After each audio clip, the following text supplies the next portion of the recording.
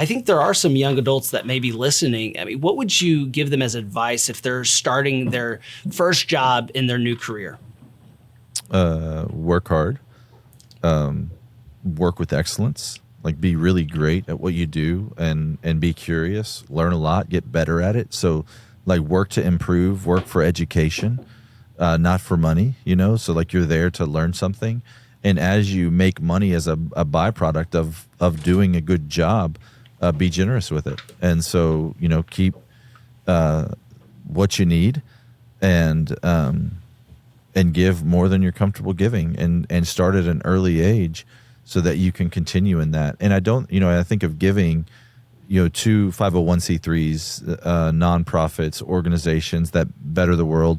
But I also think about generosity as just even to your neighbor and when you're at dinner and when you're with others, like just to be kind and generous and attach the gospel to that so that people would say, wow, you're generous. And, why? And you could say, because I have a generous dad.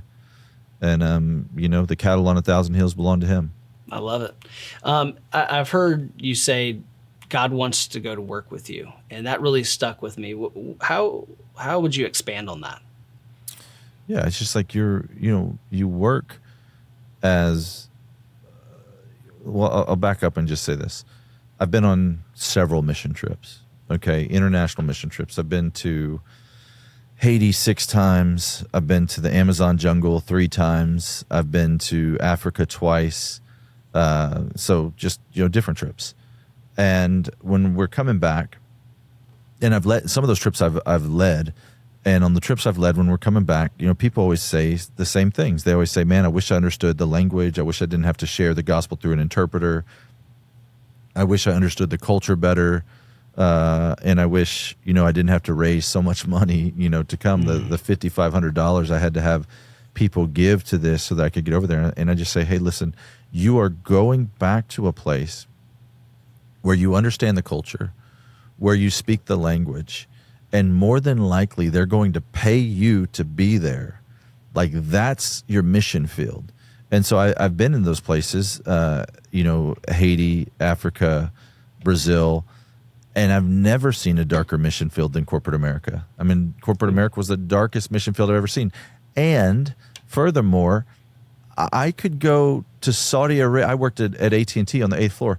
I could go to Saudi Arabia or Afghanistan before I could. It would be easier to go to Afghanistan, which is a country closed to the gospel and difficult for a missionary to get in. But it would be easier for me to go to Afghanistan than for me to get on the 8th floor of AT&T because I had to go through 2 security checkpoints. I had to,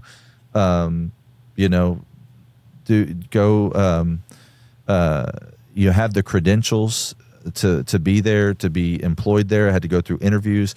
And so if I wanted to get in Afghanistan before next week, I could. But if I wanted to get on the 8th floor of AT&T, I couldn't. And yet I was there every week. And so, of course, I need to, you said take God with you. I would say take the gospel with you and be on mission in those places.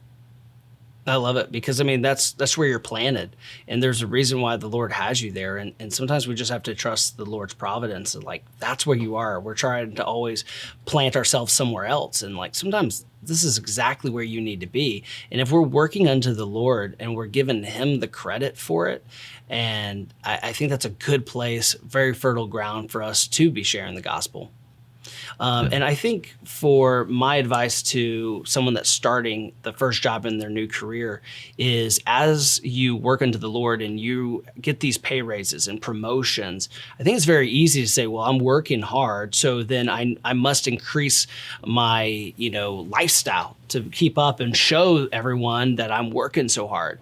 And I think this is a good opportunity that every time you're at this juncture of a promotion or a pay raise to say, all right, I got a 3% pay raise. Why don't I give first 1 or 2% of that 3% raise? Maybe I increase my saving or investing and then I spend 1%. But if we're not too careful, we can start ourselves in a very bad habit as we get promotions and pay raises to sadly consume them all. And I think too many people have found themselves 10, 20, 30 years wishing they would have got that advice earlier. Yeah, or just determine how much you need to live, and And so it's like, what kind of lifestyle do you want?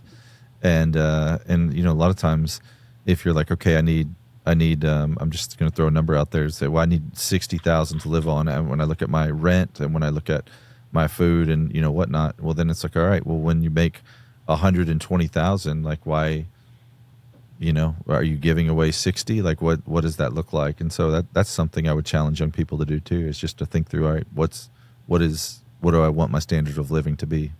Absolutely.